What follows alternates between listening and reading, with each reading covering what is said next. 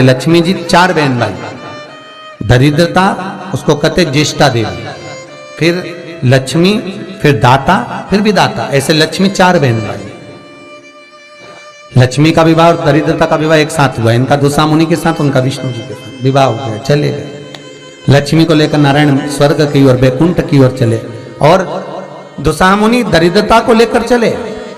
जैसे ही अपने आश्रम में प्रवेश करने लगे तो दरवाजे पर ही दरिद्रता देवी को अंदर यज्ञ हो रहा था, पूजन हो रही थी, उसकी सुगंध उसको प्राप्त हो गई। प्राप्त हुई तो वो भागी, 1 मिनट ना रुकी और दौड़ कर गई और पीपल के वृक्ष के नीचे बैठ गई दरिद्रता देवी। जब पीपल के पेड़ के नीचे दरिद्रता बैठ गई, दुसा मुनि ने कहा चलती क्यों नहीं हो अंदर, मैं नहीं जा सकती, पहले यज्ञ बंद करवाओ, पूजन बंद। दरिद्रता कहती है मैं वहां रहती हूं जहां पूजन नहीं होती, मैं वहां रहती हूं जहां दिया नहीं जलाया जाता। दरिद्रता कहती है मैं वहां रहती हूं जहां पर पूजन पाठ अनुष्ठान यज्ञ पूजन कुछ ना हो, वहां ये दरिद्रता रहती। बंद करवा। दुसा मुनि बोले ये तो कभी बंद नहीं होगा, तो कह मैं जाऊंगी नहीं, पीपल के पेड़ के नीचे बैठी। दुस्साह मुनि के मन में आ गया, बताओ मेरी पत्नी मेरे घर में नहीं रहो, पीपल के नीचे रहे तो अच्छा लगेगा। दुस्साह मुनि गए दुर्वासा बाबा के पास पूछने के लिए। इतने में लक्ष्मी जी नारायण से बोली, प्रभु मेरी बहन से मिले बहुत दिन हो गए, चलो जरा मिलकर आए। भगवान गए तो लक्ष्मी जी मिठाई का डब्बा ले ए ज्येष्ठा दीदी तेरे लिए कुछ लाई हूं। ज्येष्ठा ने जो डब्बा खोला तो मिठाई का। क्रोध आ गया दरिद्रता को, हरी लक्ष्मी तुम मेरी बहन होकर तुझे ये नहीं मालूम कि मुझे क्या प्रिय और क्या प्रिय? तुझे मालूम है ना कि मुझे खट्टा और तीखा पसंद है, और तू लेकर मीठा आ रही है। फेंक दिया मिठाई का डब्बा, मेरे लिए खट्टा और तीखा लेकर आना था। लक्ष्मी जी बोली, जी जी अब तेरी शादी हो गई, मैं समझी कि तब तो मीठा खाएगी, अब क्या मालूम था कि अभी भी खट्टा और तीखा खाएगी। फेंक दी। महाराज ये दोनों बहन का विवाह एक साथ हुआ है, इसलिए आज भी दोनों बहन प्रतिदिन घूमने के लिए एक साथ निकलती है। और हमारा शिव महापुराण का चरित्र, विष्णु पुराण का चरित्र, स्कंद पुराण का चरित्र कथा कहती है कि दरिद्रता हमारे घर में प्रवेश ना करे, इसलिए दरवाजे पर नींबू और मिर्ची को टांगा जाता है, जिससे दरिद्रता देवी बाहर की बाहर खाकर चली जाती है, और मिठाई का डब्बा अंदर रखा जाता है, जिससे लक्ष्मी अंदर प्रवेश कर जाती है।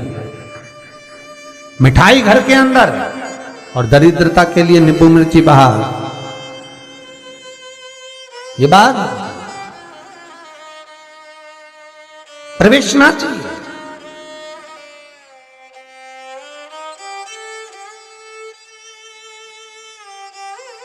ये अंदर नहीं आना चाहिए, दरिद्रता बाहर रहे। ताकि आप अपडेटेड रहें हमारे हर एक वीडियो से। भगवान विष्णु कहते हैं दरिद्रता। आज शनिवार का दिन है, जिस दिन तुमने हमारा लक्ष्मी के साथ दर्शन किया है इस पीपल के पेड़ के नीचे। जो शनिवार के दिन पीपल के वृक्ष के नीचे दिया लगाता है, पूजन करता है, उसको लक्ष्मी प्राप्त हो। हमारे हर एक वीडियो से सोमवार, मंगलवार, बुधवार, गुरुवार, शुक्रवार, शनिवार, ये सारे वार हम पीपल के वृक्ष के नीचे लक्ष्मी के साथ विराजमान होंगे। दरिद्रता बोली, वाह नारायण वाह, सब्सक्राइब करें हमारे मेरे दरवाजे पर आए और कहते हो कि मैं लक्ष्मी के साथ विराजमान होऊंगा। नारायण हमारे हर एक आप भले 7 दिन में निवास करो, मना नहीं है, पर एक दिन ये पीपल के वृक्ष में मेरा वासा होगा, और वो रविवार का दिन होगा। रविवार के दिन जो पीपल के वृक्ष के नीचे आएगा, खाली हाथ आएगा, उसके घर में ये दरिद्रता प्रवेश कर जाएगी। भगवान विष्णु ने कहा, मान लो कोई जल लेकर आया, फूल लेकर आया, कोई सामान लेकर आया, तो दरिद्रता कहती अगर कोई वस्तु लेकर आया तो दरिद्रता उसके द्वार नहीं जाएगी। पर कोई खाली हाथ पीपल के वृक्ष के नीचे आया तो ये दरिद्रता जाएगी। आज भी नियम है महाराज, पीपल का वृक्ष अगर दीवालों पर लग गया, कहीं लग गया, नहीं उखड़ रहा, बार बार उखाड़ा फिर लग जाता, फिर उखाड़ो फिर लग जाता, तो रविवार के दिन एक नींबू को काटकर मिर्ची के साथ में उस पेड़ के नीचे रख दो और रविवार के दिन फिर उसको उखाड़ दो, कहीं ले जाकर लगवा दो, तब वो वृक्ष फिर वापस नहीं लगता। आज भी नियम है। और अगर आप वैसे रोज उखाड़ोगे तो वो 2, 4, 8, 15 दिन में, 20 दिन में, 1 महीना, 4 महीना, 6 महीना वापस लगे, वापस वहीं विराजमान है। पर नींबू कटा हुआ अगर रख दिया और मिर्ची रख दी और उसके बाद उसको उखाड़ा और कहीं ले जाकर लगा दिया आपने, फिर वो नहीं। सब्सक्राइब करें हमारा चैनल वास्तु फैक्ट। दरिद्रता विराजमान है। अपडेटेड रहें। भगवान विष्णु लक्ष्मी से कहते हैं, लक्ष्मी ये पीपल का वृक्ष है, जिस वृक्ष के नीचे भगवान शिव का ही एक कपिल अवतार, पिपलेश्वर अवतार, बेल आइकन दबाएं ताकि आप अपडेटेड रहें। भगवान शिव का एक स्वरूप जो कि स्वयं दधीचि ऋषि की धर्मपत्नी सुभार्च के गर्भ से भगवान का एक आनंदमय ज्ञान मुद्रा का स्वरूप उत्पन्न होगा, जिसका नाम पिपलाद होगा, वो यही पीपल के वृक्ष के नीचे निवास सब्सक्राइब करें हमारा चैनल वास्तु इसकी जड़, बेल आइकन दबाएं तना, पत्ते ये सब पुण्य भागी हैं, पुण्य भागी। एक सरल विषय में ध्यान देना, फिर निवेदन करूं। कई माताएं कहती है, गुरुजी हमने सफेद आंकड़े की जड़ बांधी और मान लो संतान हुई, और कई ऐसी हैं जिन्होंने बांधी और तो नहीं हुई है, तो उसके लिए भी ध्यान रखिएगा। 18 साल हो जाएं, 17 साल हो जाएं, 10 साल हो जाएं, 12 साल हो जाएं और घर में बच्चा नहीं है, संतान नहीं है, तो प्रयास करना सफेद आंकड़े की जड़ को लेना, तुमरुका जी का नाम लेकर 21 बार शिवलिंग पे से घुमाना, रजस्वला धर्म के 7वें दिन कमर पर बांध लेना, अपडेटेड रहें हमारे हर एक वीडियो से।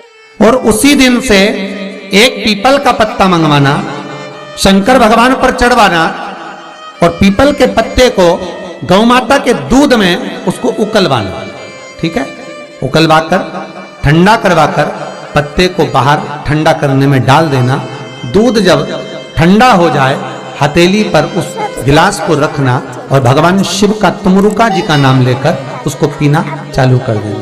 लगभग 8 दिन 15 दिन उस दूध का पान कर कर फिर विश्राम करो, मारो, संतान की प्राप्ति अवश्य हो, संतान अवश्य प्राप्त हो। पीपल के वृक्ष में स्वयं मेरे भगवान शिव आनंद वास निवास करते हैं। बाबा भोलेनाथ स्वतः निवास कर रहे हैं केवल एक पीपल के वृक्ष में। कितना सुंदर लिखा पद्म पुराण में कि 52,000 ब्राह्मण का एक साथ निवास पीपल के वृक्ष में होता है, एक साथ में